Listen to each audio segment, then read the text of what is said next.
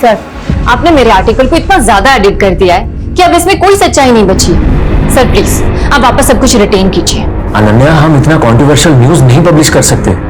देखो, digital space में हम एक छोटी सी कंपनी है और यहाँ सरवाइव करने के लिए हमें कदम फूंक फूंक कर रखने पड़ेंगे। सर, कहते हैं कि झूठ के पाँव नहीं होते, लेकिन आप तो झूठ को चलाने के लिए सच को वीडियो में बांधना चाहते हैं। अनन्या, ये क्रांति का नहीं, भ्रांति का दौर है।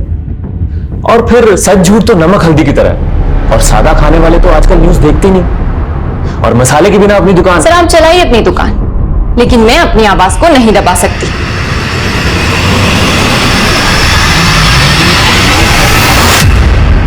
आज सच अपनी बेचारगी पे रो रहा है और झूठ की रौनक मुझसे कभी बर्दाश्त नहीं होती। एक सच्चे जर्नलिस्ट के शब्दों पे, उसकी आवाज पे अगर पाबंदियां लगा दी जाए तो नुकसान पूरी मानव जाति को होता है। इसीलिए चाहती हूँ पहले मैं इन अंधेरों से निकलूं, शायद तभी मैं उजाला ला पाऊंगी। कोई है? हेलो, कोई है?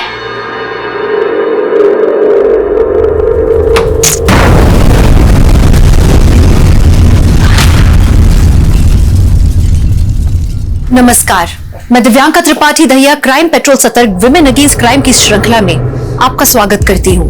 दुनिया में दो तरह के लोग होते हैं, एक वो जो गलत देखते हैं, दिल में खलबली होती होगी पर चुप बैठते हैं, दूसरे वो जो गलत को गलत कहने से डरते नहीं।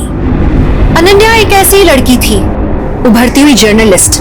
लेकिन ये कहानी सिर्फ अनन्या की नहीं है, उस एक छोटी सी बच्ची की भी है, जिस जैसे न जाने कितने बच्चे हमें आसपास हमारे आमतौर पे दिखते हैं। हमें उनसे सहानुभूति होती है, हमदर्दी होती है, लगता है कि हाँ उनके साथ कुछ गलत हो रहा है, पर उस गलत को सही करने के लिए हम कुछ नहीं करते।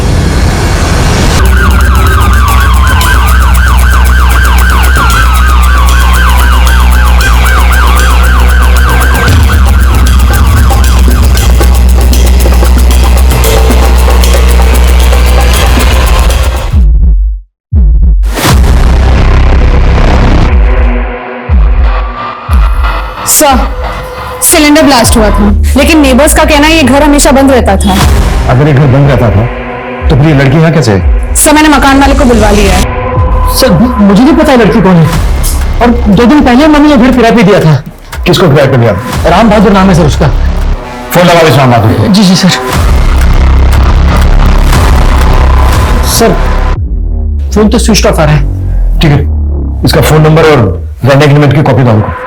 सर, एक्चुअली एग्रीमेंट तो बना ही नहीं था सर। क्यों? सिर्फ डील हुई थी।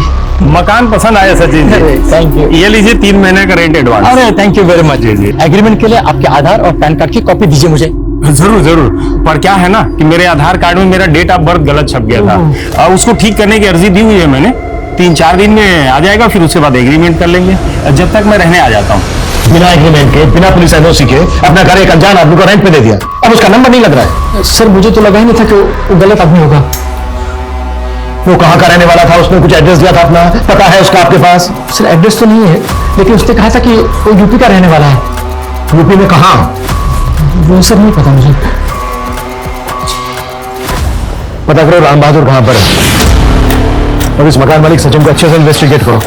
हो सकता है ये सिर्फ सिलेंडर ब्लास्ट में बल्कि एक प्लान मर्डर हो, और इस लड़की की पहचान पता करो। जी सर। सर, यहाँ पे स्कूटी खड़ी है, मैंने आसपास लोगों से पता किया है, ये किसी की भी नहीं है। सर, हो सकता है इसी लड़की की। देखिए, चेक करो।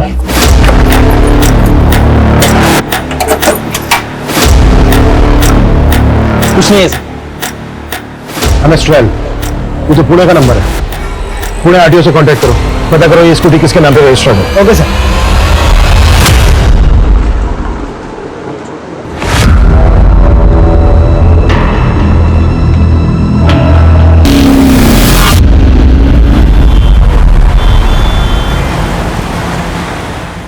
सर, सचिन ने जो हमें राम बहादुर का नंबर दिया था, वो नंबर तो फेक आईडी का निकला।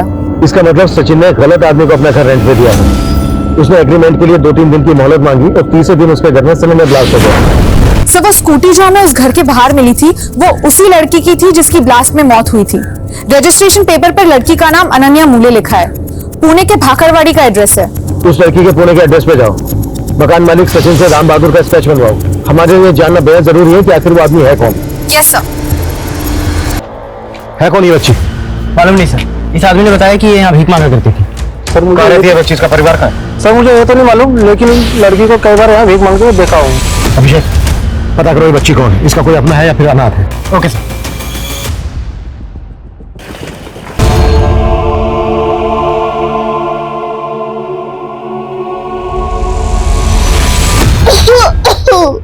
रचना बेटा, ऐसा नहीं है कि तेरी माँ और तेरी नानी को मेरी फिक्र नहीं है। क्या कर रही है बदमाश? नानी माँ मेरी एक्टिंग कर रही थी। नानी माँ, हाँ? मैं सोच रही हूँ कि आपका बुढ़ापा मैं ले लूँ और मेरा बचपना आपको दे दूँ।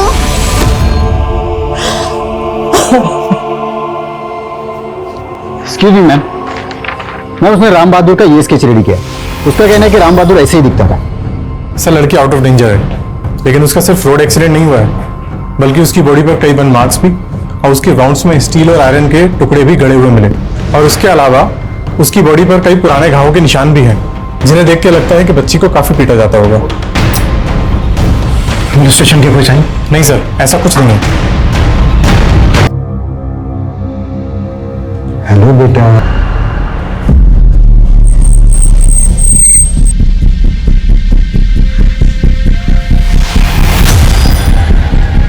तो ये बच्ची भीख मांगा करती थी। हो सकता है कि इससे जबरदस्ती भीख मंगवाई जाती और ना मांगने पर इसे मारा पीटा जाता हो, इसीलिए इसके शरीर पे पुराने घाव के निशान हैं। सर मैं ऐसे गिरोहों का पता करता हूँ जो बच्चों से भीख मंगवाने का काम करते हैं। लेकिन हमें ये भी पता करना होगा कि बच्ची के साथ अभी क्या हुआ है, जो उसकी बॉडी पर बर्न मार्क्स और उसके घावों में आयरन और स्टील के टुकड़े मिले हैं। सर, अनन्या पुणे के भाखरवाड़ी में अकेली रहती थी। यहाँ आसपास उसकी फैमिली के बारे में कोई कुछ नहीं जानता, और सर ना ही किसी ने यहाँ पे राम बहादुर के स्केच को आइडेंटिफाई किया है। उसके घर की तलाशी लो, हो सकता है राम बहादुर से जुड़ा कोई डॉक्यूमेंट मिल जाए।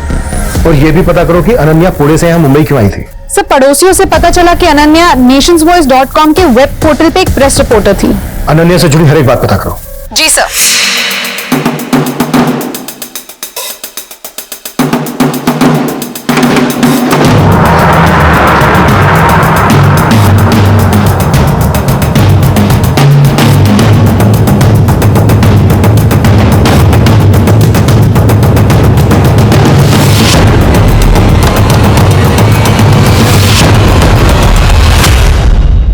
डॉक्टर का कहना है कि बच्ची के शरीर पे जो बर्न मार्क्स हैं वो 15 से 18 घंटे पहले है, और वो जो सिलेंडर ब्लास्ट हुआ था वो भी कोई 15 से 16 घंटे पहले हुआ था। और सर वो बच्ची हमें जहाँ मिली थी वहां से ब्लास्ट की लोकेशन लगभग आधा किलोमीटर ही दूर है। और फोरेंसिक वालों का कहना है कि सिलेंडर ब्लास्ट में आयरन के छोटे छोटे टुकड़े फ्लाई करते हैं। वो बच्ची जहां जहां भीख मांगती थी, पता करो, शायद वहां पे उस बच्ची को कोई पहचानता हो। Okay sir.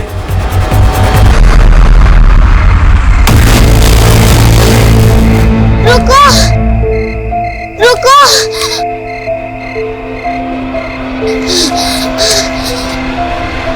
Hello,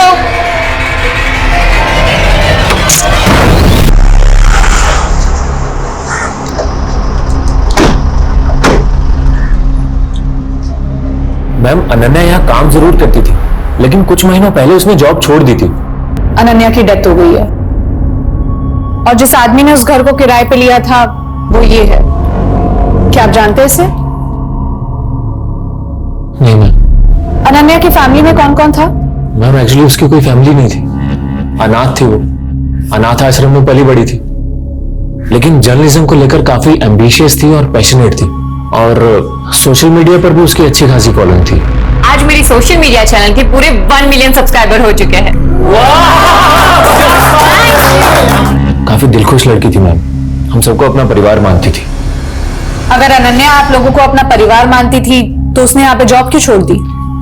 actually ma'am उसने अपना एक ब्लॉग शुरू किया था, रेज इनर वॉइस के नाम से। तो वो अपना पूरा टाइम उस ब्लॉग को देना चाहती थी, इसलिए उसने जॉब छोड़ दी। माना अनन्या की कोई फैमिली नहीं थी, लेकिन उसका कोई दोस्त या बॉयफ्रेंड? अरे अनन्या, तुम घर नहीं गई अभी तक काम कर रही हो? सर, मेरा घर बहुत बोरिंग है। वैसे भी घर जाके मुझे सो ही जाना है ना, तो सोचा थोड़ा और काम कर लेती हूँ। अच्छा, आप इस बच्ची को जानते हैं? नहीं मैम। सर, अनन्या पुणे से मुंबई किस कारण से आई थी उसका तो कोई क्लू नहीं मिला, लेकिन सर अनन्या के घर से हमें कुछ पेपर्स मिले और उन पेपर्स पे मुंबई की कुछ एड्रेसेस लिखे थे। लेकिन सर जब मैंने इन एड्रेसेस को वेरीफाई किया तो पता चला कि ऐसे कोई एड्रेसेस एग्जिस्ट ही नहीं करते। लेकिन अनन्या मुंबई के फेक एड्रेस लिखकर अपने पास क्यों रखेगी? सर यही चक्कर समझ में नहीं आ रहा है। सर वो रेज इन अ वॉइस नाम से एक न्यूज ब्लॉग चला रही थी, हो सकता है वो मुंबई कुछ इन्वेस्टिगेट करने आई हो। अनन्या के सोशल मीडिया से उसके article, blogs, social media handle सब कुछ अच्छे से स्कैन करो। और हमारे लिए ये जानना भी बहुत जरूरी है कि वो बच्ची कौन है। उस बच्ची से बात करने के लिए चाइल्ड साइकोलॉजिस्ट की मदद लेते हैं, शायद उस बच्ची से कोई इंपॉर्टेंट इंफॉर्मेशन मिल जाए। मेगामी सर, सर दहसर पुलिस ने हमसे कांटेक्ट किया था। 2 दिन पहले उनके एरिया में एक लाश मिली। सर किलर ने कोई क्लू नहीं छोड़ा है और ना ही पुलिस को राम बहादुर की बॉडी के पास से कुछ मिला है। लेकिन सर सचिन ने हमें जो राम बहादुर का नंबर दिया था, मैंने उसके कॉल डिटेल्स चेक किए, उससे लास्ट कॉल अनन्या को किया गया था। पूना की रहने वाली अनन्या यहाँ मुंबई में राम बहादुर के घर में मारी जाती है सिलेंडर ब्लास्ट में। राम बहादुर के उसी घर में जो उसने 3-4 दिन पहले ही रेंट पे लिया था, वो भी बिना डॉक्यूमेंट के। और उसके बाद राम बहादुर भी मारा जाता है। नानी प्लीज, अब आप भी मम्मी की तरह बोरिंग सवाल कर रही हो। तो उस बच्ची का नाम खुशी है और वो बच्ची स्कूल भी जाती थी। उसने अपने स्कूल का नाम बताया कुछ? नहीं सर, इसके अलावा तो उसने और कुछ नहीं बताया। लेकिन सर इंग्लिश मीडियम में पढ़ने वाली बच्ची है, अच्छे परिवार की लगती है। अगर वो बच्ची एक अच्छे परिवार की थी तो मुंबई की सड़कों पर भीख क्यों मांग रही थी? क्या वो बच्ची चाइल्ड ट्रैफिकिंग का शिकार थी या उसकी कहानी का कोई और ही पहलू था? आखिर वो बच्ची पुलिस को कुछ बता क्यों नहीं रही थी? ऐसा कौन सा डर था जो उसे सता रहा था? और सबसे बड़ी बात ये थी कि वो उस साइट पर क्या कर रही थी जहां अनन्या सिलेंडर ब्लास्ट में मारी गई। अब इस छोटी सी बच्ची की असल पहचान जानने के लिए पुलिस ने सभी पुलिस हेडक्वार्टर्स में इसकी फोटो सर्कुलेट कर दी। साथ ही साथ अनन्या से रिलेटेड भी पूछताछ चल रही थी। सर ये अनन्या के ऑफिस की बाहर की फुटेज है, ब्लास्ट से कुछ दिन पहले की। और सर इस फुटेज में राम बहादुर भी नजर आ रहा है, अनन्या और उसके बॉस के साथ। एक मिनट, तुमने तो कहा था कि अनन्या के बॉस ने राम बहादुर को आइडेंटिफाई नहीं किया था। जी सर। पता करो अनन्या का बॉस क्या छिपा रहा है। सर वो बच्ची खुशी, उसे पुणे पुलिस ने आइडेंटिफाई किया है। सर वो बच्ची 8 महीने पहले अपनी माँ के साथ पुणे से लापता हुई थी। सर ये उसकी माँ है, कुसुम नाम है सर इसका। लेकिन इस केस में तो बच्ची का नाम रचना है, जबकि डॉक्टर प्रिया को उस बच्ची ने अपना नाम खुशी बताया था।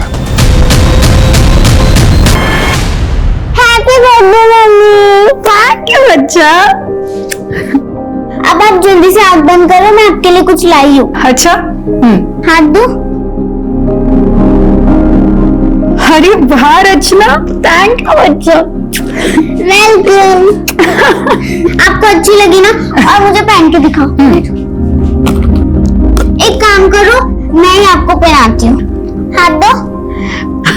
कभी कभी तो लगता है कि मैं नहीं, तू ही मेरी माँ है।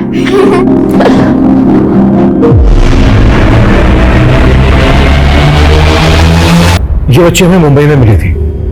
हमें पता चला कि ये वहां पर भीख मांगती थी और हमें यह भी शक है कि मुंबई के घर में सिलेंडर ब्लास्ट के दौरान ये बच्ची वहीं पर मौजूद थी। ये अनन्या है और ये राम बहादुर। इन दोनों का इस मिसिंग केस से कोई कनेक्शन मिला था क्या? एक्चुअली ये केस सब इंस्पेक्टर विनय शिंदे हैंडल कर रहे थे और उन्होंने ये केस बंद कर दिया था। उनके यहां से ट्रांसफर हो गई। अब ये केस मैं स्टडी कर रहा हूं। जहां तक हम लोगों ने इस केस को स्टडी किया है, उससे तो यही लग रहा है कि इस केस की कोई खास इन्वेस्टिगेशन हुई नहीं है। आपके यहाँ तो ये केस बंद हो गया, लेकिन हमें इस बच्ची को इसके परिवार से मिलवाना है और हमें यह भी पता लगाना है कि इस बच्ची की मां पिछले 8 महीने से कहां गायब है। ये सिलेंडर ब्लास्ट के 3 दिन पहले की फुटेज है, लेकिन आपने तो कहा था कि अनन्या ने यहाँ पे महीनों पहले जॉब छोड़ दी थी। और इस सीसीटीवी फुटेज में आप और अनन्या दोनों इस राम बहादुर के साथ नजर आ रहे हैं। और उस दिन तो आपने राम बहादुर को पहचाना तक नहीं था।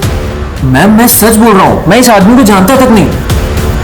हाँ अनन्या जरूर आया करती थी जॉब छोड़ने के बाद मिलने के लिए कभी कभी। एक मिनट मैम, एक मिनट होगी। ये फुटेज देखने के बाद मुझे थोड़ा थोड़ा याद आ रहा है कि ये आदमी उस दिन अनन्या से मिलने जरूर आया था। मैडम एक मिनट, वो एक्चुअली एक ही झलक देखी थी तो ज्यादा याद नहीं रहा। मुझे लगा अनन्या का इन्फॉर्मर होगा, शायद उसको कुछ बताने आया होगा। अनन्या का इन्फॉर्मर? जी मैम, जैसे आप पुलिस वालों के इन्फॉर्मर्स होते हैं वैसे ही हम जर्नलिस्ट के भी इन्फॉर्मर्स होते हैं। लेकिन उस दिन इसकी अनन्या के साथ बात क्या हो रही थी वो मुझे नहीं पता, बट शायद अनन्या का इन्फॉर्मर ही था। अगर राम बहादुर अनन्या का इन्फॉर्मर था तो राम बहादुर ने अनन्या को क्या इन्फॉर्मेशन दी होगी? और राम बहादुर ने वो घर किस मकसद से रेंट पे लिया होगा जिसके सिलेंडर ब्लास्ट में नंदिया मारी गई, और फिर उसके बाद राम बहादुर।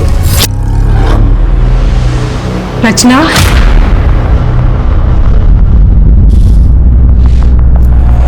हाँ सर, कुसुम और उसकी बेटी यहीं रहते थे, मेरे किराएदार थे। कुसुम और उसकी बेटी रचना 8 महीने पहले अचानक से गायब हो गए।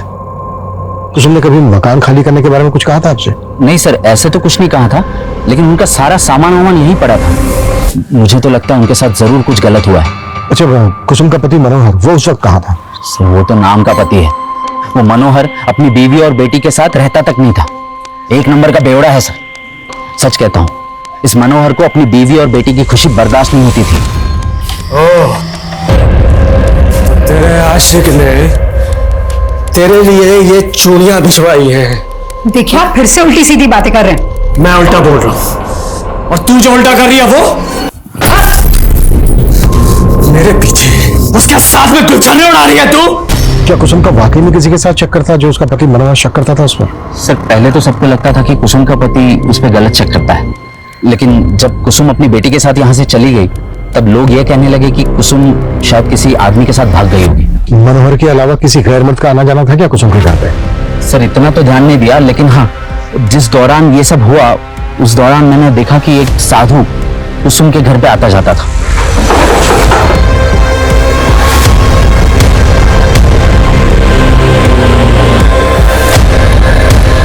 सर मुझे भी थोड़ा अजीब लगा कि आखिर कुसुम ने एक साधु को अपने घर के अंदर क्यों ले लिया। कौन था वो साधु? सर वो तो मुझे नहीं मालूम। कुसुम का पति मनोहर वो इस वक्त कहाँ है? सर सुना है कि वो सामंतवाड़ी में कहीं रहता है। जादव तुम सामंतवाड़ी जाओ, मनोहर के बारे में पता करो। सर अभिषेक, प्रिया रचना को लेकर यहाँ पुणे उसकी परनानी के घर पहुंच रही है, हम वहां जा रहे हैं। सर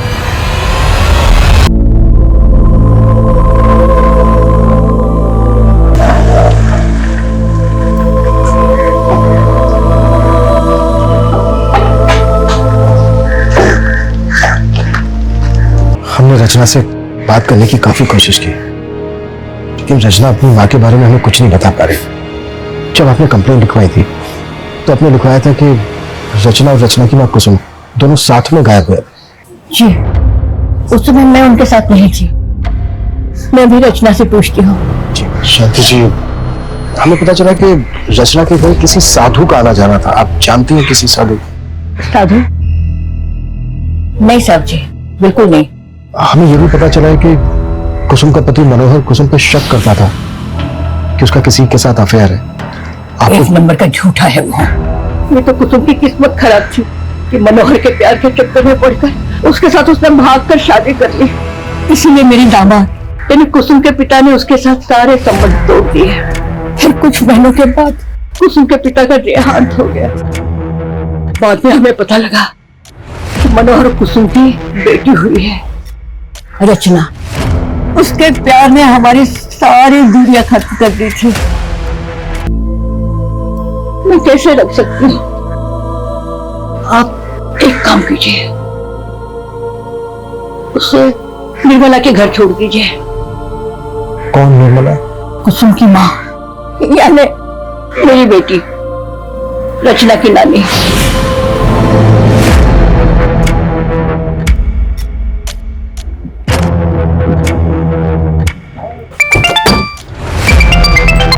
हाँ जादव सर, कुसुम के पति मनोहर के घर पे तो ताला लगा हुआ है। पता करो वो कहाँ है, जल्द से जल्द थाने में हाजिर करो उसको। Okay sir.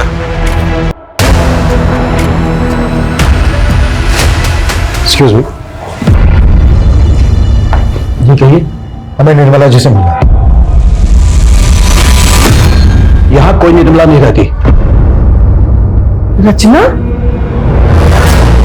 मेरी बच्ची नानी, क्या हुआ? कैसे जल गया बेटा? कैसे? आपने हमसे ये क्यों कहा कि यहाँ पे कोई निर्मला नहीं रहती? क्योंकि अब इसका नाम शगुफ्ता है। साहब जी, कुसुम के पिता के देहांत के बाद मैंने मुरीद जी के साथ शादी कर ली थी, और शादी के बाद इन्होंने, मेरा मतलब है कि मैंने अपना नाम शगुफ्ता रख लिया था। लेकिन कुसुम आपकी बेटी है और रचना आपकी नातिन। फिर भी आपके होते हुए इन दोनों की मिसिंग कंप्लेन आपकी मां शांति देवी ने करवाई। जब वो दोनों मिसिंग हुए थे आप इनके कांटेक्ट में थी? कुसुम और रचना की फिक्रमंद तो मैं हमेशा रहती हूँ, लेकिन ये बच्ची मुझसे ज्यादा मेरी माँ के करीब थी। लेकिन उन्होंने रचना को अपने पास रखने से मना कर दिया। आप रचना की कस्टडी लेने के लिए तैयार हैं? नहीं साहब, हम इस बच्ची को अपने साथ नहीं रख सकते। क्यों?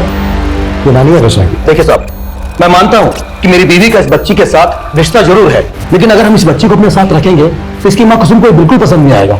इसलिए साहब आप रहने दीजिए। एक काम कीजिए ना साहब, आप इस बच्चे को इसके बाद मनोहर के पास छोड़ दीजिए ना।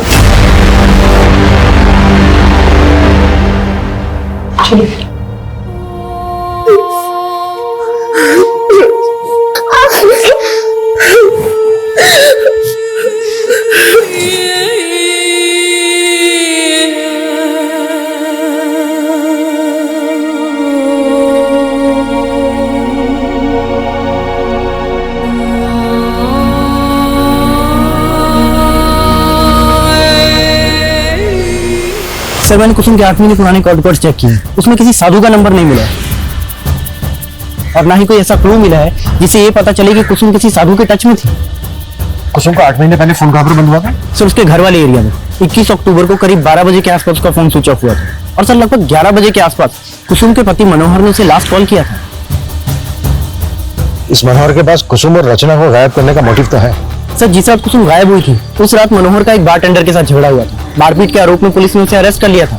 सर अभी 1 महीने पहले ही रिहा हुआ है। कैसे भी करके पता करो कि अभी कहाँ है मनोहर। Okay sir. सर मैंने अनन्या द्वारा लिखी गई सभी आर्टिकल्स, सभी न्यूज रिपोर्ट्स को स्टडी किया। सर वो काफी कंट्रोवर्शियल लिखती थी और इसी वजह से उसके बॉस ने उसे जॉब से निकाल दिया। बॉस के खिलाफ मिला कुछ? सर फिलहाल तो कुछ नहीं, लेकिन सर ये एक आर्टिकल है जो मेरा ध्यान खींच रहा है, जो अनन्या ने 8 महीने पहले लिखा था। और सर इस आर्टिकल में मेंशन्ड है कि अनन्या को पुणे की सड़क पे एक बच्ची मिली थी। सर अनन्या ने उसे पुणे के उसी एनजीओ में भर्ती किया जहां वो खुद पली बड़ी थी। सर ये देखिए, उस आर्टिकल में इस लड़की की फोटो भी है, लेकिन अनन्या ने उसका चेहरा ब्लर कर दिया है। कहीं ऐसा तो नहीं है कि ये जो बच्ची है ये रचना ही है? क्योंकि रचना भी 8 महीने पहले अपनी मां कुसुम के साथ पुणे से गायब हुई थी। एक काम करते हैं, एनजीओ वाले से मिलते हैं जहां पर अनन्या पली बड़ी थी।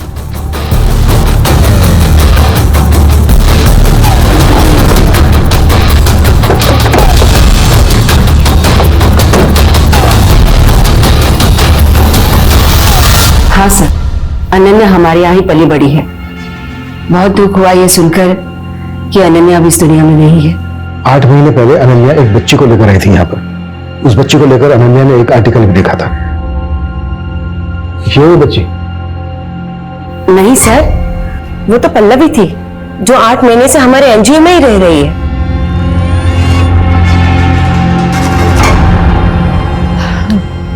बेटा क्या आपका नाम पल्लवी है? हाँ। बहुत ही प्यारा नाम है। अच्छा मुझे ये बताओ, क्या तुम अनन्या दीदी को जानती हो? हाँ, वही मुझे लेके आई थी। ठीक है, अभी तुम जा सकती हो।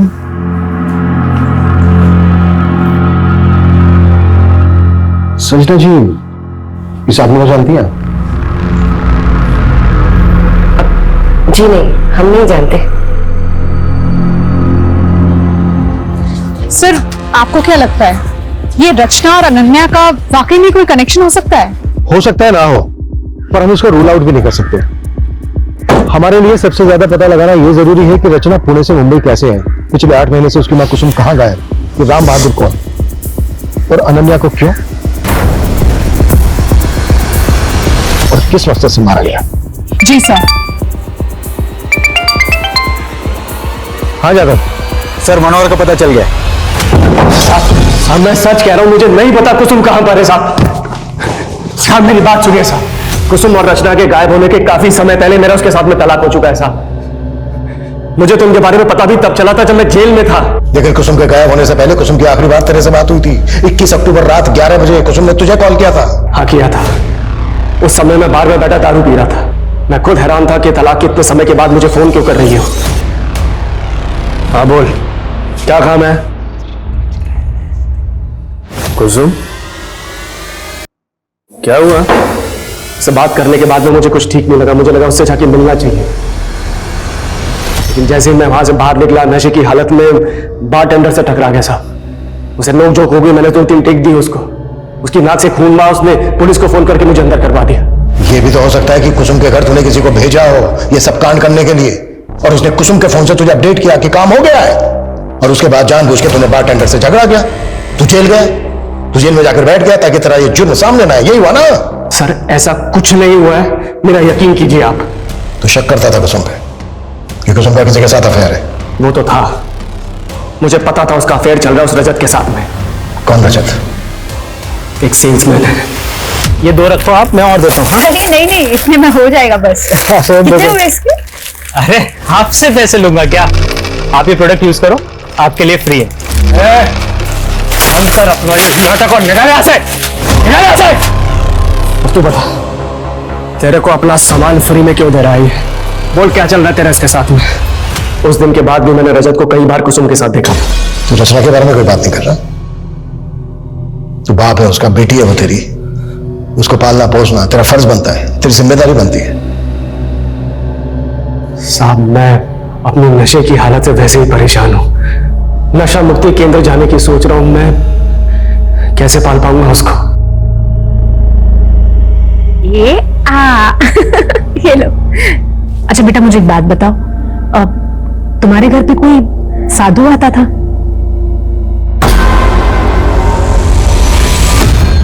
आठ महीने पहले तुम पुणे से मुंबई कैसे आई?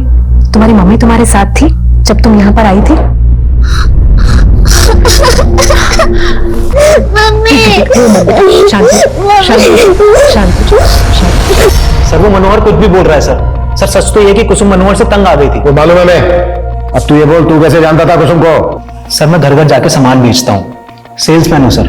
उस दिन मैं बहुत ज्यादा थक गया था तो कुसुम के घर के बाहर जाके बैठा हुआ था, बस वहीं पहली बार मुलाकात हुई थी उनसे। सॉरी वो काफी देर हो गई थी और भूख लग रही थी तो मैं यहीं खाने लगा। अरे कोई बात नहीं, आप आराम से बैठ के खाइए। Thank you. ये लीजिए। अरे इसकी क्या जरूरत थी? अरे इसमें क्या है? बातों बातों में सर पता चला कि कुसुम का आर्टिफिशियल ज्वेलरी का काम है, बस उसके बाद मैं उसकी ज्वेलरी भी घर घर जाके बेचने लगा था। सर हमारे बीच ऐसा कुछ भी नहीं था जैसा आप सोच रहे हैं, हम सिर्फ काम की वजह से एक दूसरे से मिला करते थे। सर मैं तो खुद हैरान हूं कि वो और उनकी बेटी अचानक से कहां चली गई। सर मैंने रचना से दोबारा बात की है और इस बार उसने बताया कि उसकी मम्मी का मर्डर हो चुका है। What? किसने किया था मर्डर? बेटा तुम्हारी माँ को जिसने मारा, क्या वो इनमें से कोई था? देखो ये देखो, तुम पहचान सकती हो?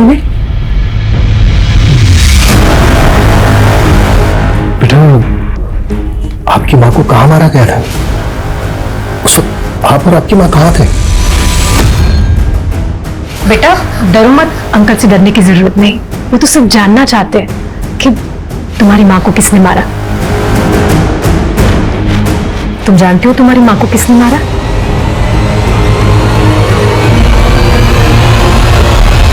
पुलिस वाले ने मारा।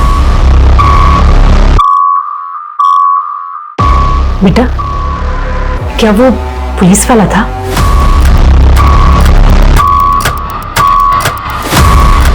माना हम एक ट्रॉमेटाइज बच्ची की बातों पर पूरी तरह से यकीन नहीं कर सकते, पर एक बार को अगर हम मान लें कि कातिल कोई पुलिस वाला ही है, तो फिर वो कौन होगा?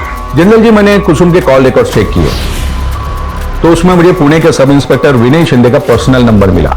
कुसुम और रचना के गायब होने के 2-3 दिन पहले उनकी विनय शिंदे से बात हुई थी। अब कुसुम का वो इन्वेस्टिगेटिव ऑफिसर था, इसलिए मैंने उतना ध्यान नहीं दिया। इसका मतलब यह है कि कुसुम को वो उसके गायब होने के पहले से ही जानता था। एक बार मिलना पड़ेगा इस विजय शिंदे से। देखिए उनके गायब होने से पहले कुसुम ने एक बार अपने पति मनोहर की कंप्लेंट दर्ज करवाई थी। मनोहर उससे मारपीट करता था और मैंने उसे वार्निंग देकर छोड़ दिया था, और कुसुम को अपना नंबर देकर बोला कि ऐसा कुछ हो तो वो मुझे फोन करे। तुम दोनों की सिर्फ इसी वजह से बातें होती थी? आप तो उल्टा ही मतलब निकाल रहे। कुसुम और उसकी बेटी रचना के गायब होने के बाद तुमने सिर्फ नाम की इन्वेस्टिगेशन की। आपको मालूम भी है अपने पति की मारपीट की कंप्लेंट लिखवाते वक्त उसने मुझे क्या बोला था? साहब मुझे मनोहर से कोई रिश्ता नहीं रखना, एक बार मेरा उससे डिवोर्स हो जाए फिर मैं अपनी बेटी के साथ कहीं दूर चली जाऊंगी। तो सिर्फ तुमने इस वजह से ये मान लिया कि कुसुम अपनी बेटी रचना को लेकर अपनी मर्जी से कहीं चली गई?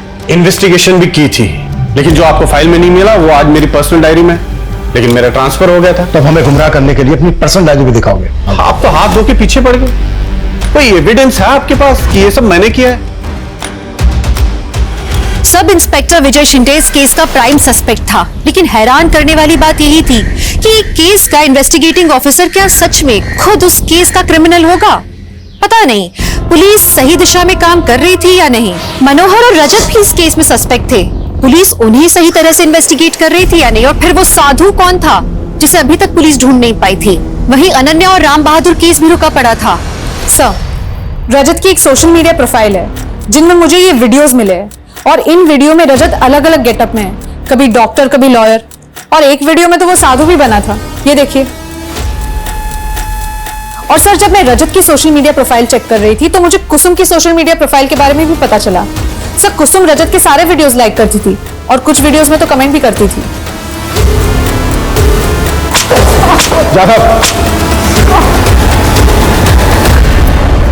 फैंसी ड्रेस का बहुत शौक है तुझे? सोशल मीडिया चेक किया हमने तेरा, बहुत सारे वीडियोस है तेरे, अलग अलग गेटअप है। हाँ तो मैं समझा नहीं सर। समझाए?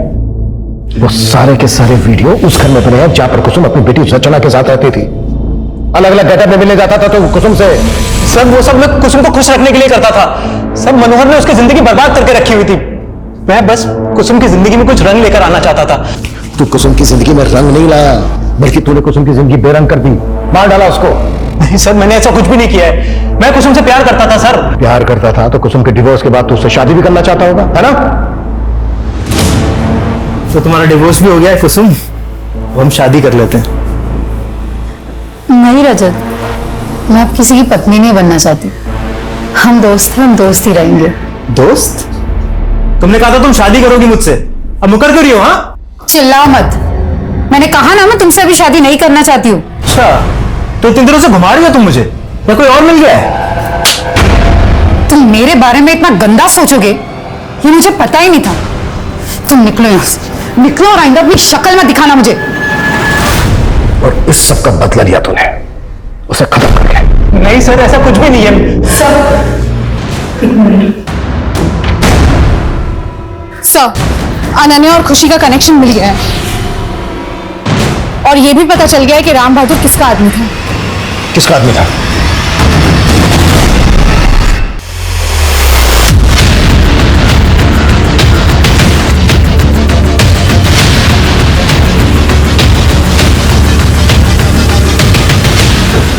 अभिषेक, सर क्या हुआ? आ जाओ आ जाओ, शाबाश, आ जाओ। एनजीओ की आड़ में बेकरी रैकेट चला रहे थे तुम लोग, और तुम्हारा ये असिस्टेंट। इसकी एक एक एक्टिविटीज पे नजर थी हमारी, सब पता कर लिया हमने तुम लोगों के बारे में। राम बहादुर भी तुम्हारा याद में था ना? जी सर। बेटा, आपका नाम क्या है? एक्चुअली ये बहुत ज्यादा सदमे में है, अपने बारे में कुछ भी नहीं बता पा रही है, लेकिन मैंने इसका एक नाम रखा है, खुशी। अनन्या उस बच्चे को हमारे एनजीओ में भर्ती कराकर वापस चली गई थी, और हमने भी उस बच्चे को सारे बच्चों के साथ भीख मंगवाने के लिए भेज दिया। और फिर कुछ दिनों के बाद अनन्या वापस आई, वो खुशी से मिलना चाहती थी। अनन्या, तुम टेंशन मत लो, उसे एक अच्छी फैमिली ने अडॉप्ट किया है। सच में वो बहुत लकी है जो तुम उसे यहाँ ले आई। अनन्या हमें पूछने लगी कि उस खुशी को किसने अडॉप्ट किया है। उस दिन तो हमने जैसे तैसे टाल दिया था, पर उसे हम पर शक हो गया था, और मेरी एब्सेंस में मेरे स्टाफ को रिश्वत देकर खुशी और दूसरी बच्चियों के एडॉप्शन पेपर चेक करना चाहती थी, और जति ने मुझे सब कुछ बता दिया। वो हमारा भांडा फोड़े, इससे पहले हमने सोचा कि हमें उसे रास्ते से हटा देते हैं, और राम बहादुर ने अनन्या को वो पेपर देकर कहा कि एनजीओ से ये सारे फेक एड्रेस मिले हैं। फिर एक दिन राम बहादुर ने घर किराए पे लिया और अनन्या को वहां बुलाया, और फिर राम बहादुर को जतन के हाथों मरवा दिया। मैं कम सर? कमिंग। सर, विनय शिंदे ने अपनी डायरी के साथ हमें कुछ पेनड्राइव्स दिए थे, और उन पेनड्राइव्स में कई सारी सीसीटीवी फुटेजेस की क्लिप्स है 8 महीने पहले की, जो कुसुम के घर के आसपास की है। सर, ये ऑटो अक्सर कुसुम के घर के आसपास दिखाई देता था। विनय शिंदे ये फुटेज और पर्सनल डायरी देकर आखिर साबित क्या करना चाहता है? सर, पहले हमने उसकी बात पे भरोसा नहीं किया, लेकिन सर ट्रांसफर के पहले उसने वाकई कुछ ऐसे क्लूज इकट्ठा किए थे जो केस फाइल में मेंशन नहीं थे। तो तुम कहना चाहती हो जिसका ये ऑटो है उसका इस केस के साथ कनेक्शन हो सकता है? किसका होगा ये ऑटो? साहब आपको कुछ गलतफहमी हुई है, वो मेरा ऑटो नहीं है। तेरे बारे में सब कुछ पता करना है। कुसुम की माँ ने बताया हमसे तेरा बाप मुरीद तेरी शादी कुसुम से करवाना चाहता था। मनोहर ने तो तुम्हें कभी खुश रखा नहीं, लेकिन मेरा बेटा तुम्हें बहुत खुश रखेगा। शादी कर ले इससे। अरे आप क्यों मेरे पीछे पड़ गए? आपने मेरी माँ से शादी कर ली ना, उनको संभालिए। दोबारा मुझे अपने बेटे से शादी करने के लिए मत कहना। बहुत घमंड था साहब उसको खुद पे, लेकिन मैं उसको पाना चाहता था। हमेशा उसके घर के आसपास चक्कर लगाता था। मैंने देखा साहब कैसे वो रहे थे उसके साथ, भेज बदल बदल के सोशल मीडिया का नया नया किल करता था। मुझे लगा उसको ये सब पसंद है साहब।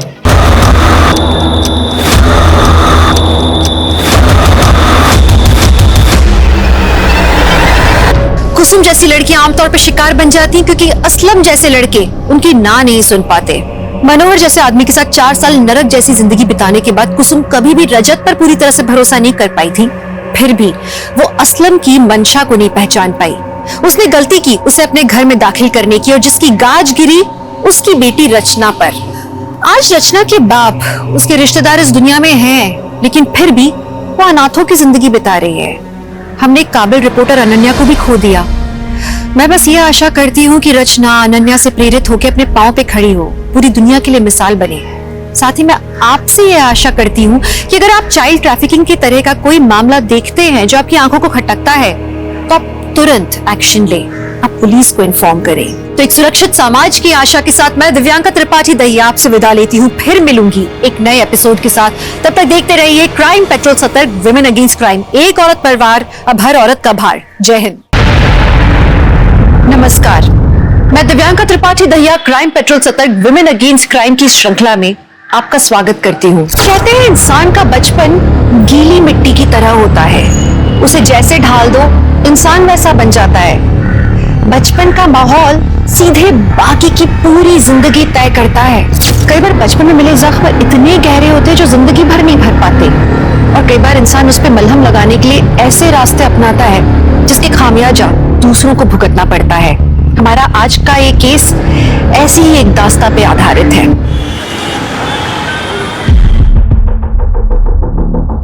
गुड्डू 2 प्लेट कचौरी और एक पूरी भाजी। भैया 2 प्लेट कचौड़ी कर दो और एक पूरी भाजी। क्या हुआ ना? कल रात पे हम लखनऊ से आए हैं, ऐसा क्या हुआ सुबह सुबह आज का हमको बुला लिए? भैया ग्राहकों को सबक सिखाना जरूरी है, अगर इनको का पीछा छोड़ ही नहीं रहे। इतना बता दो कब और कहाँ मिलेगा?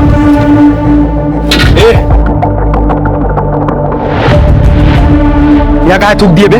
थूकने की जगह है। अरे थूक दे तो क्या हुआ, साफ कर ले। बोल साला, यहाँ स्वच्छ भारत अभियान चल रहा है और तुम यहाँ थूके जा रहे हो। ज्यादा पचड़ पचड़ किए ना तो यही कंटाप लगा देंगे, समझे? साले तुम हमको कंटाप मारोगे, हमको कंटाप मारोगे, फेल देंगे साले। जानते नहीं हो तुम हमको अभी। अरे सुधीर भैया काहे घर मारे हैं, हम साफ कर दे रहे हैं। सीखिए कुछ, चल और कहीं खाते हैं। कमीने हैं साले, कहाँ छोटी छोटी बात पे घर में आ जाते हैं। देखिए पूरी चल रहा है। हाँ कर रहे हैं जाना, और भाभी का जन्मदिन भी है, तोहफा लेने जाना है ना? हाँ तोहफा लेने तो जाना है, लेकिन तुम अभी से भाभी भाभी काहे बोल रहे होगे? अभी तो शादी भी नहीं हुई हमारी। चलो प्लेट दो।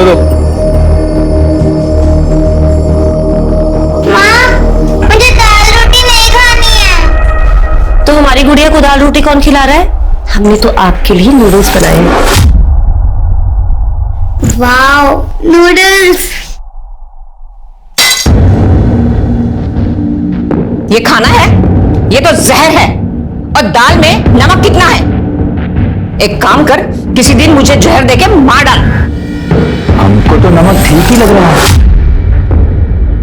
हाँ लगेगा ही ना, आप तो इसी की तरफदारी कर रहे हो। अपने बेटे को तो खा गई, अब हमारे छाती पर बैठकर मूंग दल रही है। हर दिन तमाशा करना जरूरी है क्या? तमाशा तमाशा तो तब होगा ना जब समाज के लोग इस घर के सामने आकर खड़े हो जाएंगे। जिस तरह के इसके लक्षण हैं, क्या मैं जानती नहीं कि ये सुधीर गुंडे के साथ गुलछर्रे उड़ाती है? अब इतनी सती सावित्री बनने का ढोंग मत कर। अगर इतनी ही आग है ना तो चली जा अपने उस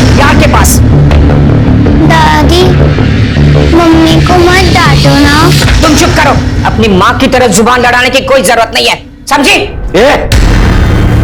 अगर आज के बाद अंजना को कुछ कहा या बाकी को हाथ लगाने की कोशिश भी की ना, तो बता दे रहे हैं, जिंदा जमीन में गाड़ देंगे। अंजना, ये तुम दोनों के लिए कचौड़ी है।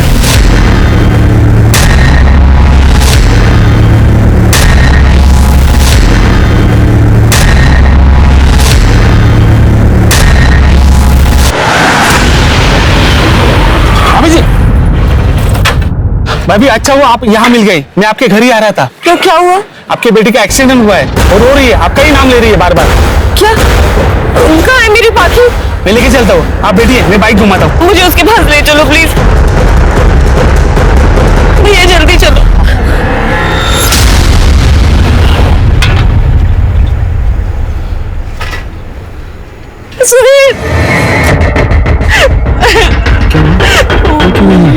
एक आदमी आया मुझे, आपके बेटी का एक्सीडेंट हुआ है।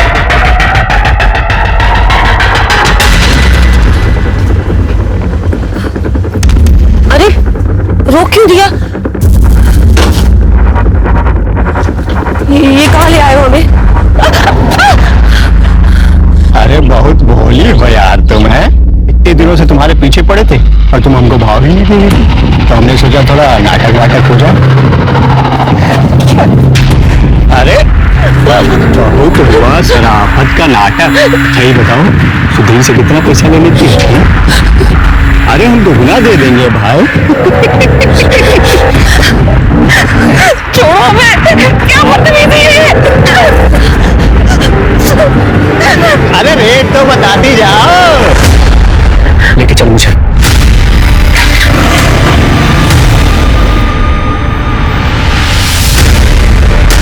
हाँ मनोज,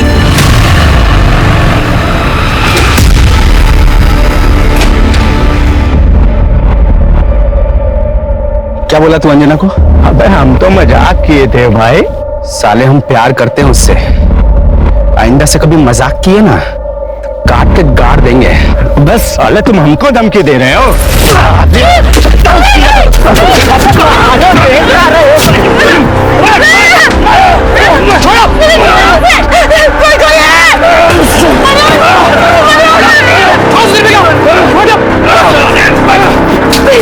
छोड़ेंगे नहीं तुमको, बता दो, छोड़ेंगे नहीं।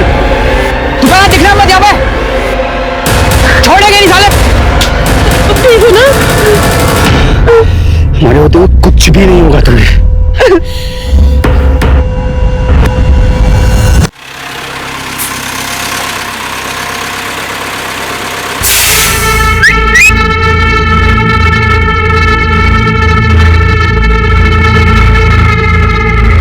कितना लेगी?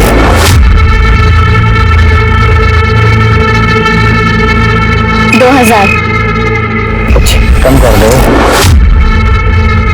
2000 में आता है तो बोल, वरना चलता बंद। चल ठीक है, आजा मम्मा।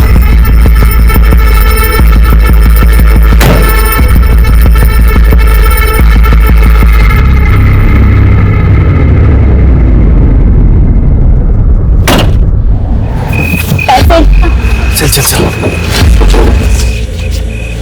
सिर्फ 1000 रुपए?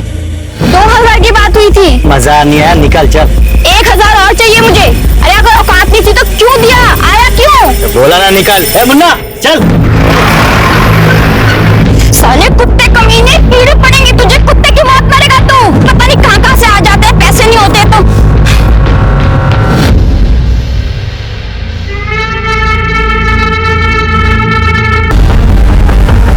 ये भी धंधे वाले? जी सर, यहाँ हाईवे पे जो ट्रक चलते हैं उनके ड्राइवर इनके रेगुलर कस्टमर्स होते हैं। और सर ये देखिए शर्मा, ये जो हाईवे पे टोल नाका है इसके सीसीटीवी फुटेज चेक करो। जी सर। लेकिन एक बात समझ में नहीं आ रही है, एक ही हफ्ते के अंदर 3 प्रोस्टिट्यूट के खून हो गए, वो भी सेम मॉडस ऑपरेंडी के साथ। कहीं हमारा पाला किसी सीरियल किलर से तो नहीं पड़ा? सर लगता तो ऐसे ही, क्योंकि जिसने भी ये मर्डर्स किए हैं उसने पैसों को हाथ नहीं लगाया, और ये रात चलती प्रोस्टिट्यूट्स उनके लिए आसान शिकार भी है। लेकिन ये प्रोस्टिट्यूट से क्यों?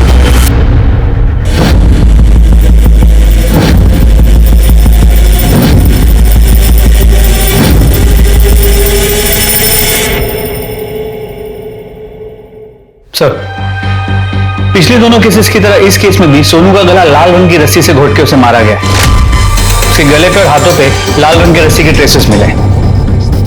और सर, मरने से पहले सेक्स भी हुआ है, लेकिन जबरदस्ती के कोई निशान नहीं मिले। कोई सीमेंट सैंपल्स? सर, पिछली केसेस की तरह सीमेंट सैंपल भी मिला है, लेकिन किसी भी केस का सीमेंट सैंपल मैच नहीं होता। इसका मतलब कातिल एक से ज्यादा हो सकते हैं और शायद मिलकर ही ये वारदातों को अंजाम दे रहे हैं। इन लोगों को जल्द से जल्द ढूंढना पड़ेगा।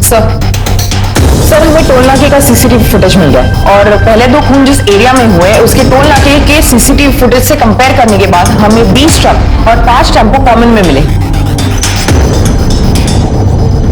सबके कुंडली निकालो। सर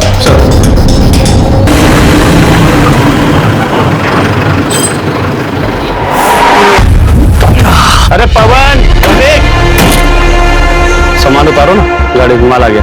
चलो भाई लोग, चलो चलो भाई, सामान निकालो।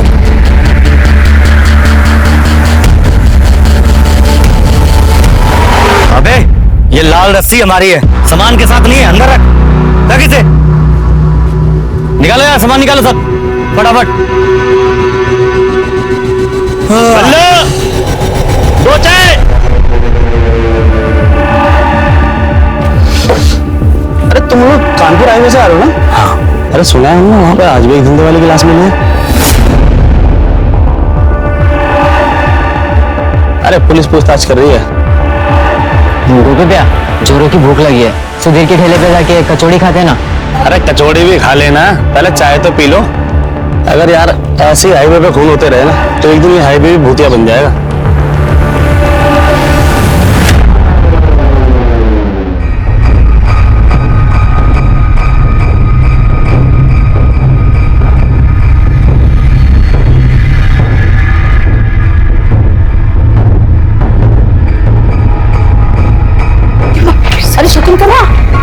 तुम्हारी बहू तो खुलेआम घूम रही है अपने यार के साथ और लाश शराब बेच खाई है उसने। तो लगाम लगा के रख अपनी बहू पे, वरना नाचेगी सर पे एक दिन।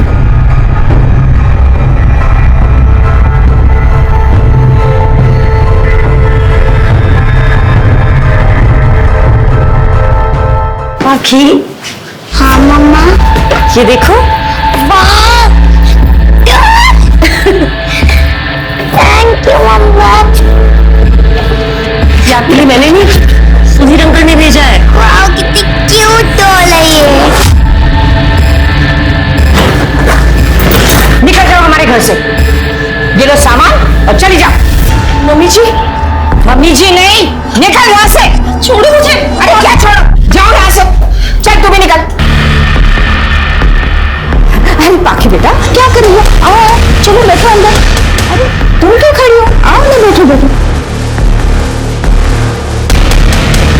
देखो, सुधीर को कुछ भी मत बताना, हम हाथ छोड़ते हैं।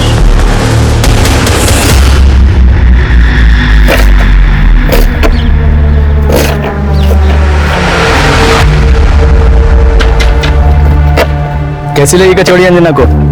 खाई उसने? पसंद आई? तो गया नहीं?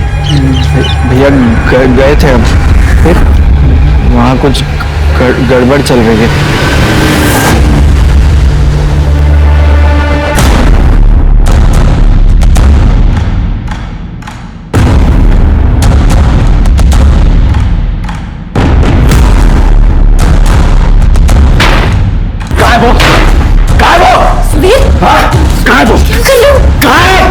चाकू क्यों लेके आ गए हो?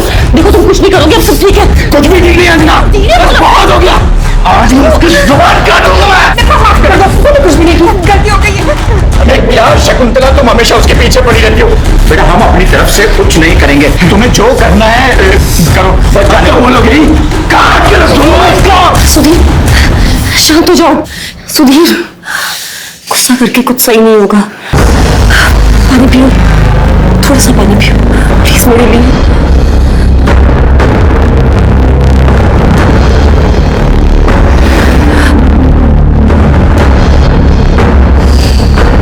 चौवा तुमने मुझे शांत कर लिया, तो पता नहीं क्या हो जाता। सिर्फ तुम ही जानती हो अंजना, मेरा गुस्सा कैसे शांत करना है।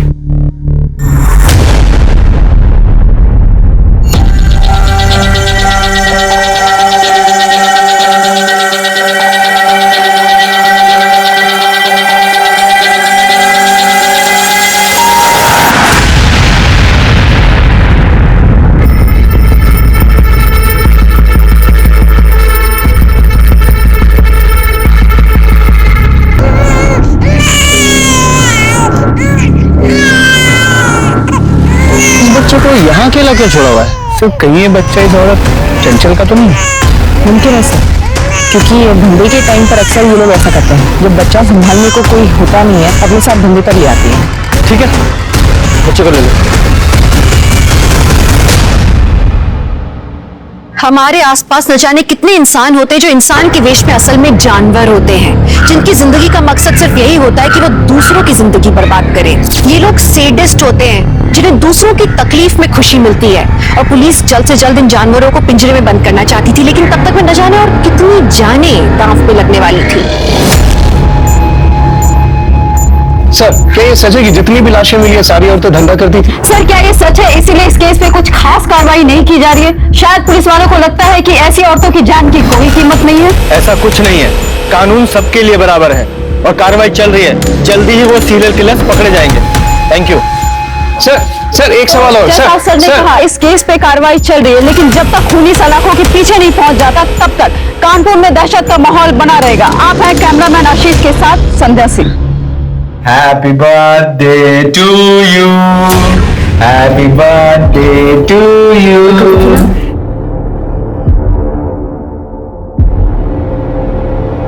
ये आपके लिए। Oh, thank you uncle. You too. Happy birthday. Aunty, अरे केक तो खाओ। बाकी का बर्थडे है और बिना अंडे वाला केक है। अब ये तंग तो नहीं करती ना? नहीं, अब सब ठीक है। सर, जो चाकू हमें चंचल की लाश के पास मिला, उस पर लगा खून चंचल का नहीं है। इसका मतलब चंचल ने खुद को बचाने के लिए कातिल पर वार किया होगा और कातिल का खून उस चाकू का आ गया होगा। कातिल का डीएनए अब हमारे पास है, ये एक बड़ा सबूत है। अरे रुको, कहाँ घुसे जा रहे हो? अरे साहब से बात करनी है। आने दो, बोलिए। साहब, चंचल और सोनू की तरह मरना नहीं चाहते साहब, हमें बचा लीजिए साहब। सर, अब तो हर वक्त हमें पर्स में चाकू लेकर घूमना पड़ता है। पता नहीं कब कौन कहां से हमला कर दे।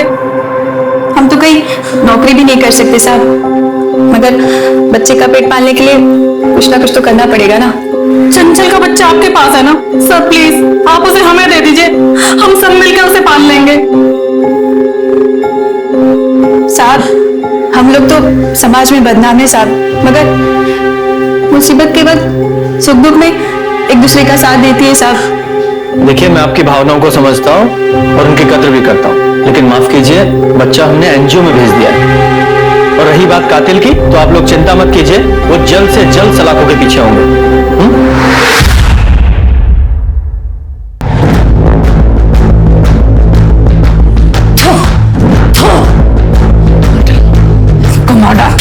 किसी को भी मार डाल, तो जीने का कोई हक नहीं है।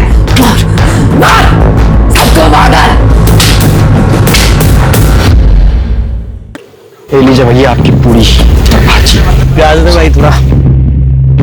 और सुन, बर्तन धो दियो प्याज दे के। यहाँ हमें तुम्हें कुछ बताना है। हाँ बताओ। हमें ना नई नौकरी मिल गई है। अरे वाह, पर तुम्हें नौकरी करने की क्या जरूरत है? हम है ना। नहीं, जब तक तुम हमसे शादी नहीं करोगे ना, तब तक हम नौकरी करेंगे। हमें ना पाकी के लिए बहुत कुछ करना है और फिर इसी बहाने मम्मी जी से भी दिन भर दूर रहेंगे। हाँ ठीक है, तुम्हारा मन है तो। पर कहाँ लगी नौकरी? वो मेन मार्केट है ना, हाँ वहाँ पे एक दुकान है उसमें। अच्छा, पर अकेले तुम जाओगी तो? अरे भैया आप टेंशन मत लीजिए ना, भाभी की जहाँ नौकरी लगी है उसी के सामने तो हमारी शॉप है। हाँ आप फिक्र मत करिए, इनका ख्याल हम रखेंगे। ठीक है।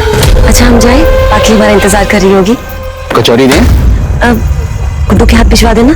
ठीक है, बाय बाय।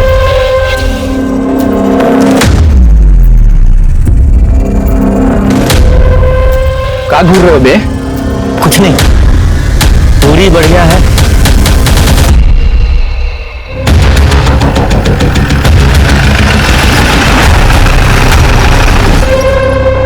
सर, ये गोपी का ट्रक है। ये एक आदमी हमारे हाथ में लग रहा है और इसके ऊपर एक हाथ मर्डर का केस भी है और इसके बीवी ने भी इसके ऊपर कंप्लेंट की थी। अगर ट्रक है तो वो भी आसपास ही होगा। या मार्केट में चेक करते हैं? सर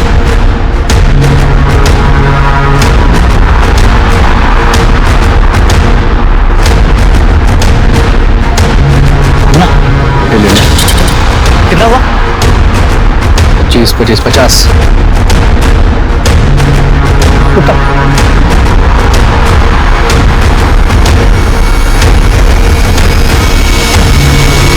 वो दोनों ट्रक तक पहुंचे उससे पहले हमें जाना चाहिए।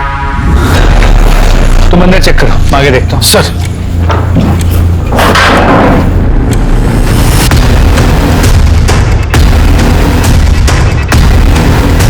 सर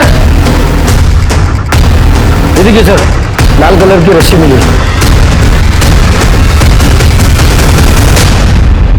इसे लैब भिजवाओ और गोपी की फोटो आसपास किसी भी पुलिस स्टेशन में सर्कुलेट करो। मुझे ये दोनों किसी भी कीमत पे चाहिए। सर मैम ये वाला कलर देखिए ना, ये आपकी बेटी भी बहुत सुंदर लगेगा। आप भी देखिए ये वाला, इतने सुंदर सुंदर कलर्स है, ज्यादा महंगी भी नहीं है। अरे आप चारों ले जाइए, नहीं अच्छी लगी तो वापस ले आना, मैं वापस ले लूंगी।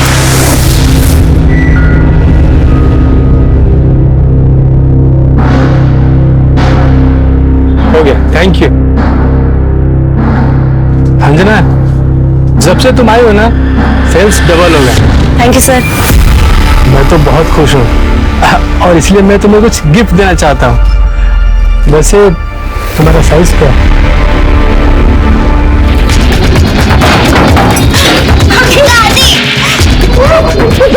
बंद कर दिया।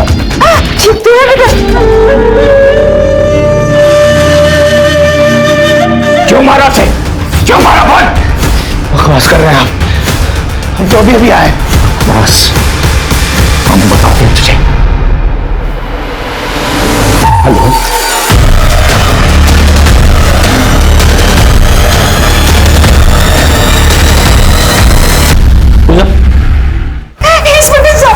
हमारी बहू, किसने मारा होगा मेरे बहू को?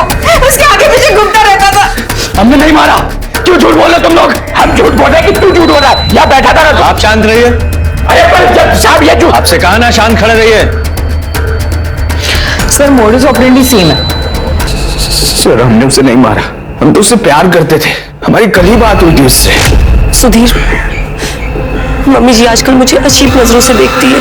अंजना तुम चिंता मत करो, मैं कल ही तुम्हारे घर आऊंगा और तुम्हारे घर वालों से तुम्हारा हाथ मांगूंगा। सच्ची? मुझे इसलिए हम उसके घर गए थे। अपनी शादी की बात तो खुद करने में आ गया था। तेरा परिवार वो कहाँ है? तेरे परिवार को पता है तेरे इस रिश्ते के बारे में? हमेशा बीमार रहती है, इसलिए हॉस्पिटल में। बहन की शादी हो गई है और भाई छोटा है, इसलिए शादी की बात करने मैं ही जाने वाला था। और अंजना के साथ ससुर, उनकी रजामंदी थी इसमें? सर हमें यकीन है उसके सास ससुर ने उसका खून किया है। अंदर डालो इसे। सर हमने कुछ नहीं किया सर। सर हमारा विश्वास कीजिए, हमने कुछ नहीं किया। शर्मा, इसके घर की और ठेले की अच्छे से तलाशी लो।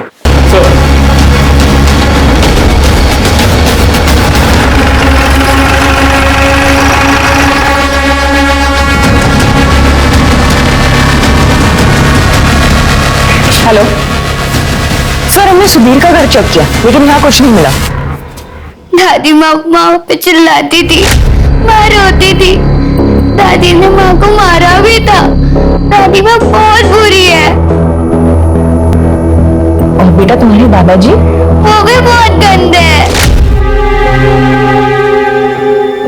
अंजना, तुम्हें अपनी सास की किसी भी बात का बुरा मानने की जरूरत नहीं। तुम्हें तो पता ही है वो हर बात में जहर उगलती रहती है। पर तुम बिल्कुल चिंता मत, हम तुम्हारा हमेशा साथ देंगे।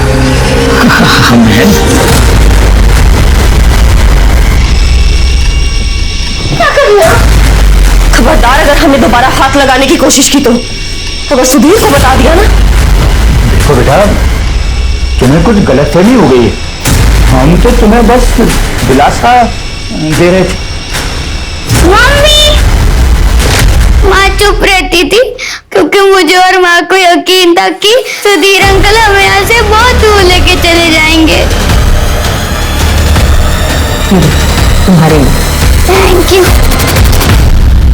ये क्या कह रहे हैं आप? हमने तो हमेशा अपनी बहू का साथ दिया। जब अंजना का खून हुआ कहाँ थे आप लोग? हम दोनों मार्केट में थे, पूछ लीजिए। पता लगा है हमें आप दोनों के बारे में, एक ही थाली के चट्टे बट्टे हैं आप लोग। हाँ, आप तो हम ही पे शक कर रहे हैं। हमने बताया ना, हम घर पे नहीं थे उस समय। बल्कि मैं तो आपको ये कह रहा हूँ कि वो जो सुधीर है ना, उसी ने हमारी बहू को जान से मारा होगा। बहुत गुस्से वाला है वो। हाँ इंस्पेक्टर साहब, आप जिस तरह से समझ रहे हैं ना, वैसे हमारी बहू थी नहीं। मोहल्ले में उसके काफी सारे आशिक घुमा करते थे। हो सकता है अगर सुधीर ने उसे नहीं मारा हो तो किसी और ही नहीं सही। पर अब हमारा पीछा छोड़ दीजिए। जब तक कातिल नहीं मिल जाता वो तो नहीं छूटेगा। फिलहाल जा सकते हैं।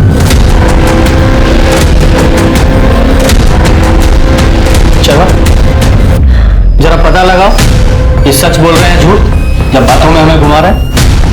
सर,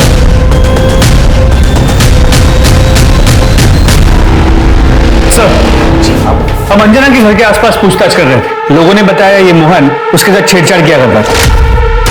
साहब अब धंधे वाली औरत के साथ और क्या करे बताइए। धंधे वाली मतलब वो सुधीर उसको पैसे देता था, इसलिए उसको भाव देती थी।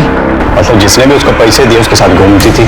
हम भी उसके साथ घूमना चाहते थे, इसलिए बार बार पूछ लेते थे। अच्छा, अंदर डालो इसे, जरा पता लगाओ इसकी बातों में कितनी सच्चाई है। सर,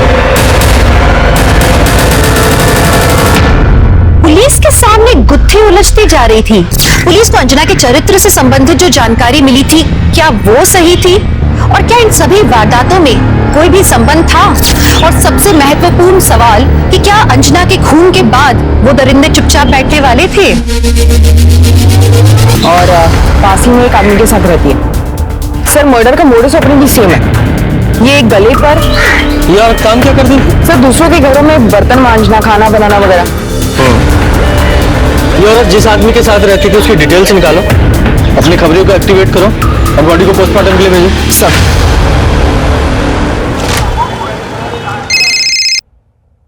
हेलो, ठीक है, तुम उसका नजर रखो, हम अभी आते हैं।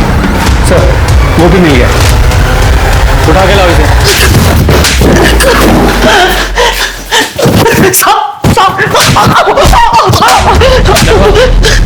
साहब, हमने कोई गलती नहीं किया।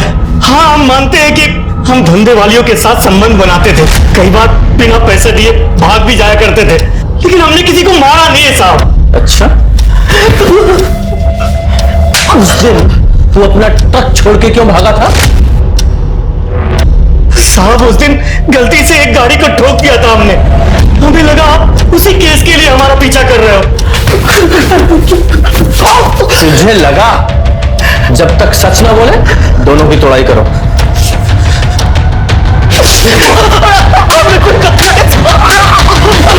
सर, अंजना और निराली के गले पर भी ये कातिल का मॉडस ऑपरेंडी सेम है, लेकिन विक्टिम्स के पैटर्न बदल गए हैं। पहले हाईवे पर प्रोस्टिट्यूट्स के खून हो रहे थे, विधवा औरत का खून हुआ जो नॉर्मल जिंदगी जी रही थी, और उसके बाद एक ऐसी औरत का खून हुआ जो बहुत पहले प्रोस्टिट्यूट थी। सर, हमको तो लगता है कि ये सारे मर्डर्स उस ट्रक ड्राइवर गोपी और उसके क्लीनर ने की। हाँ, हो सकता है ये गोपी ही कातिल हो, क्योंकि सुधीर के पास अंजना को मारने का अभी तक कोई मोटिव सामने नहीं आया। न ही उसके कपड़ों पर या बॉडी पर खून के ट्रेसेस मिले हैं। और सर, घर में जो ग्लास मिला था उस पर भी सिर्फ अंजना की उंगलियों के निशान है। शर्मा, एक काम करो, ये जो चंचल की बॉडी के पास चाकू मिला था उस पर लगे खून को ये गोपी और उसके क्लीनर से मैच करा के देखो, और ये अंजना की भी पूरी डिटेल निकालो। जी सर।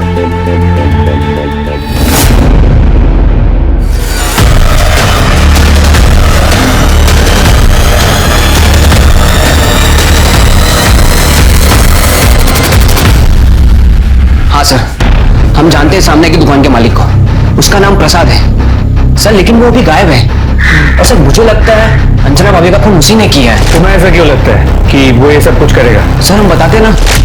ये देखो अंजना, हमें पता था तो अपना साइज नहीं बताओगी, इसलिए हम अपने अंदाजे से खास तुम्हारे लिए लेकर आए।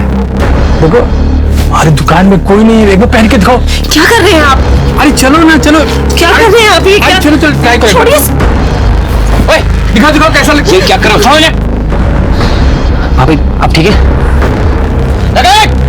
अभी सुधीर पे हो जाके हम कहते हैं कि तुम क्या कर रहे थे यहाँ पे? गलती हो गया, माफ कर दो। चुप! आगे से अच्छा सबक सिखाया हुआ तुम्हें? हाँ भैया चलिए, बताते हम तुम्हें। मनोज प्लीज सुधीर को इस बारे में कुछ मत बताना, पता नहीं वो गुस्से में क्या करेगा। पर भाभी ये जो किए हैं, तुम्हें उनका गुस्सा पता है ना, बस कुछ मत बताना। चलो सर, अब हमें लगता है कि हमें भैया को बता देना चाहिए था, शायद भाभी आज जिंदा होती। सर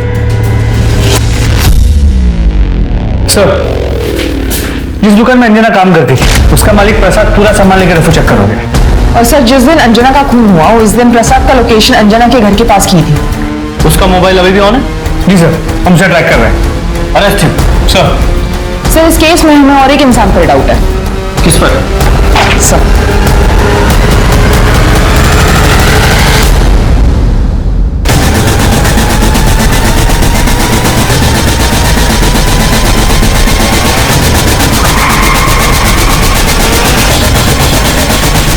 चल खत्म हुआ रखी हुई दिल्ली का खेल, चल बोल। हमने कुछ नहीं किया साहब, हमको कुछ नहीं पता। उस दिन अंजना शॉप पर नहीं आई थी तो हम उसको देखने के लिए उसके घर पे गए थे। वहां गए तो हमने देखा कि एक लड़के ने पत्थर से उसका सर फोड़ दिया। हम बहुत डर गए थे साहब, डर के वहां से भागे तो उस लड़के ने हमको पकड़ लिया और धमकी दिया कि अगर हमने अपना मुंह बंद नहीं रखा तो हमारा भी सर फोड़ देगा। उसके बाद हम वहां से भाग गए साहब। इस मैटर से हमारा कुछ लेना देना नहीं साहब, हमको छोड़ दो साहब, हमको छोड़। उस लड़के को जानते हो? नहीं साहब। अरे शक्ल देखी थी, पहचान लोगे? जी जी जी सर। स्केच बनवा सकते हो? हाँ सर, हाँ सर। गोपी के ट्रक में जो लाल रस्सी मिली थी उस पर किसी के भी खून या ब्लड के ट्रेसेस नहीं मिले। तो हो सकता है इस गोपी ने किसी दूसरे रस्ते का इस्तेमाल किया हो। Excuse me. हेलो, हाँ साहब निराली के साथ जो आदमी रहता था ना उसका नाम रामशरण है। रामशरण कहाँ मिले गए?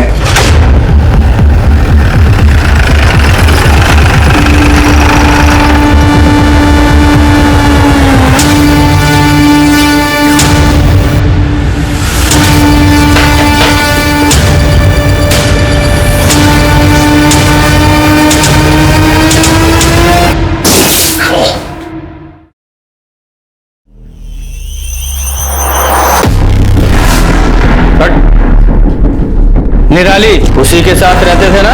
हाँ साहब। अच्छा हुआ वो मर गई, उसने हमारी जिंदगी बर्बाद कर दी थी, हमें हमारे बेबी बच्चों से दूर कर दिया था उसने। ये तेरे चेहरे पे चोट कैसी है? ये तो साहब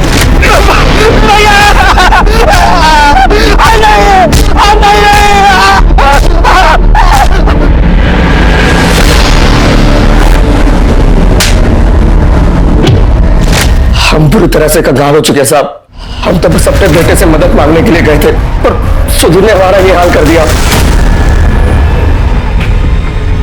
सुधीर? कौन सुधीर?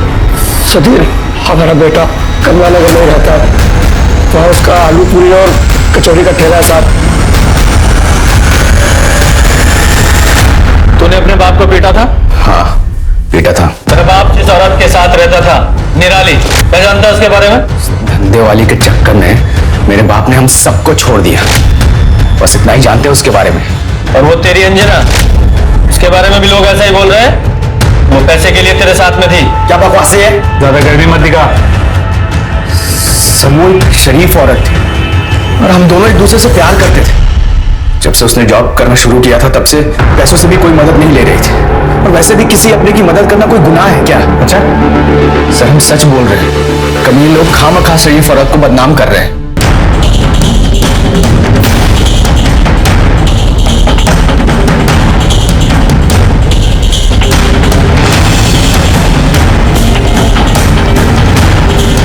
हाँ सर यही था सर।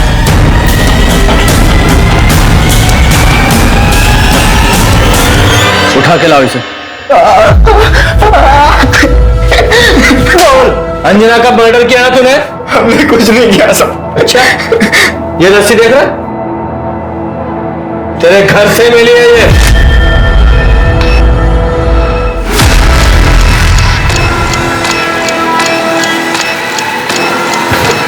अब बताएगा या और खातिरदारी करूं तेरी? बोल। और मनोज सर कैसा तुम्हारा? तो तुम्हारे डीएनए सैंपल लेना है और स्टूडियो की तलाशी लेनी। गुप्ता अंदर जाओ। अरे तुम यार सुनो, तुमसे कुछ बात करनी है। पिछले बार भी जब हम यहाँ आए थे तुम ठीक से चल नहीं पा रहे, बता सकते हो क्यों? वो तो सर हम सीढ़ियों से गिर गए थे ना। फिर तुम्हारे डॉक्टर ने ये क्यों कहा कि तुम्हारे पैर में चाकू या किसी नुकीली चीज से घाव किया गया है? टाके भी लगे हैं, वो चाकू हमें मिल गया है और उस पे लगे खून से तुम्हारे खून को मैच करना है और उसके बाद फिर यहाँ आइए। अच्छा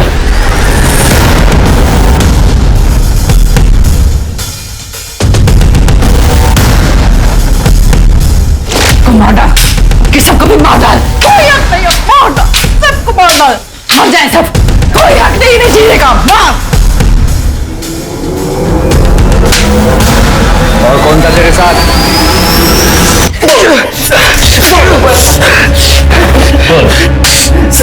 सर हम बताते हैं सर हम बताते हैं। हमारा बाप सबके सामने उस धंधे वाली निराली को हमारे घर पर लेकर आता था, हमारी मौजूदगी में। अब तक आप घर के बाहर जो कुछ भी करके आए मैंने सब चुपचाप बर्दाश्त कर लिया, पर अब बंद कीजिए ये सब। मेरे भी तो कम से कम बच्चों के बारे में सोचिए। मतलब बहुत बुरा असर पड़ता है इन सबका। मैंने मनोज और ज्योति को अपने मायके भेज दिया है, और वहां कब तक रहेंगे वो? इसे बाहर निकाल दीजिए ना। अब तू मुझे बताएगी मुझे क्या करना है? तू बताएगी? ये मेरा घर है, इस घर में वही होगा जो मैं चाहूंगा। तुझे शर्म नहीं आती मेरा घर बर्बाद करते हुए?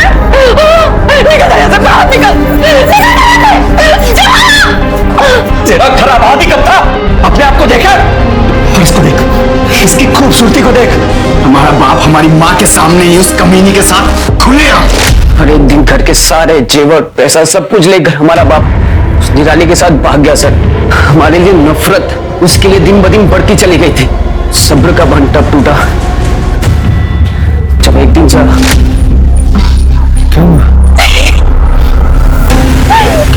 रोकी रही है। क्या हुआ भैया? मेरा पति एक धंधा करने वाली के प्यार में हो चुका है और अपनी सारी कमाई उस पर लुटा देता है। हमें लगता है कि उसको कोई गुप्त रोग भी हो गया है। हमारी तो पूरी जिंदगी बर्बाद हो गई है। अब हम क्या करेंगे भैया? हमारी माँ जिस नरक से गुजरी थी सर, उसी नरक से हमारी बहन भी गुजर रही थी। हमारा खून खौलता था सर। ये सब धंधे करने वाली औरतें सर ये सबके घर बर्बाद कर देती है, लेकिन अब और नहीं। इन सबको हमेशा के लिए सबक सिखाना जरूरी था और हमारे परिवार की तरह दूसरा कोई परिवार बर्बाद ना हो सर। पर हमारा बदला अभी भी अधूरा था और अचानक एक दिन हमारा बाप पैसों की भीख मांगता हुआ हमारे सामने आया। तब जाकर हमें पता लगा उसका और निराली का। फिर निराली को मारकर हमारा बदला पूरा हुआ और हमें सुकून मिला। सिर्फ एक औरत ने तुम्हारा घर बर्बाद किया था और तुमने उसके बदले में इतनी सारी औरतों को मार दिया। किसी की भी जान लेने का तुम लोगों को कोई हक नहीं था। तुम्हारा घर पहले बर्बाद नहीं हुआ था, अब तुम्हारी वजह से बर्बाद हुआ है। तो वैसे तुम्हें पता है अंजना का खून किसने और क्यों किया?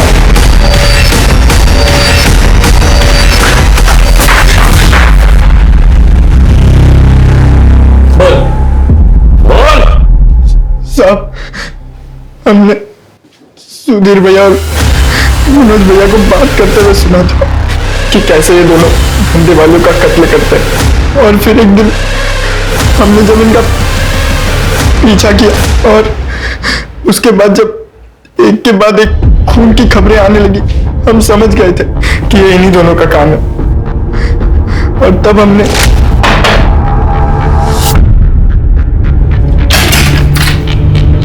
गुड्डू तुम? नमस्ते भाभी। नमस्ते भाभी वो हम यहाँ से गुजर रहे थे और बहुत जोर से प्यास लगी है, पानी मिलेगा क्या? हाँ मिलेगा ना, तुम बैठो हम तुम्हारे लिए पानी लेकर आते हैं।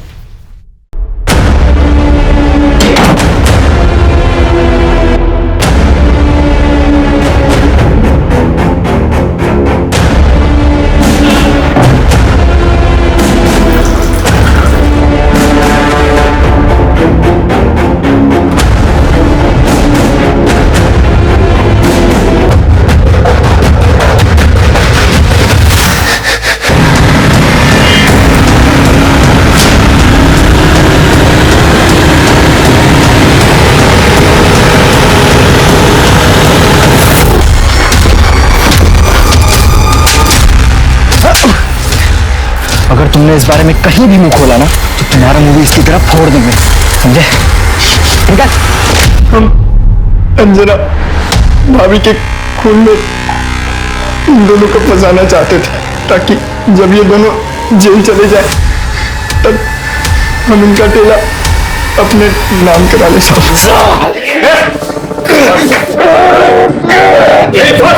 और उसको जरा अब समझ में आया अपनों को खोने का दर्द क्या होता है? इतनी सारी मासूम औरतों की जान ले ली तुम लोगों ने, वो भी किसी परिवार का हिस्सा थी, भले पत्नी न सही किसी की माएं थी, और उन्हें मारकर उनके बच्चों से अलग कर दिया तुम लोगों ने, सिर्फ अपने लालच और अपने बदले की आग को शांत करने के लिए। तुम जैसे दरिंदों की जगह जेल में है, सारी जिंदगी सड़ो जेल में।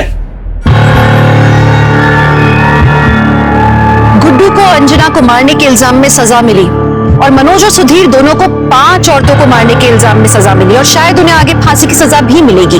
किसने सोचा था कि बचपन में हुए अन्याय के कारण ये 2 लड़के बड़े होके समझदार होके भी इतनी क्रूरता दिखाएंगे। माँ बाप का ये फर्ज बनता है कि अपने बच्चों के कोमल मन को नजाकत के साथ वो संभाले, जिंदगी के बड़े बड़े बदलावों के लिए वो उन्हें तैयार करें। अगर आपको अपने बच्चे को अच्छा इंसान बनाना है तो जरूरी है कि पहले खुद अच्छे इंसान बने, अपने आचरण को ठीक करें, क्योंकि बच्चों के लिए पहली प्रेरणा उनके माँ बाप होते हैं। ये माँ बाप का फर्ज बनता है कि वो अपने बच्चों को ऐसा माहौल दे जहाँ बच्चे सुरक्षित महसूस करें, और फिर यही सुरक्षित माहौल वो बच्चे बड़े होकर औरों को देंगे। तो चलिए, मैं दिव्यांका त्रिपाठी दहिया अब लेती हूँ आपसे विदा। आप अपने परिवार का ख्याल रखिए और देखते रहिए क्राइम पेट्रोल सतर्क वुमेन अगेंस्ट क्राइम। एक औरत पर वार, अब हर औरत का भार।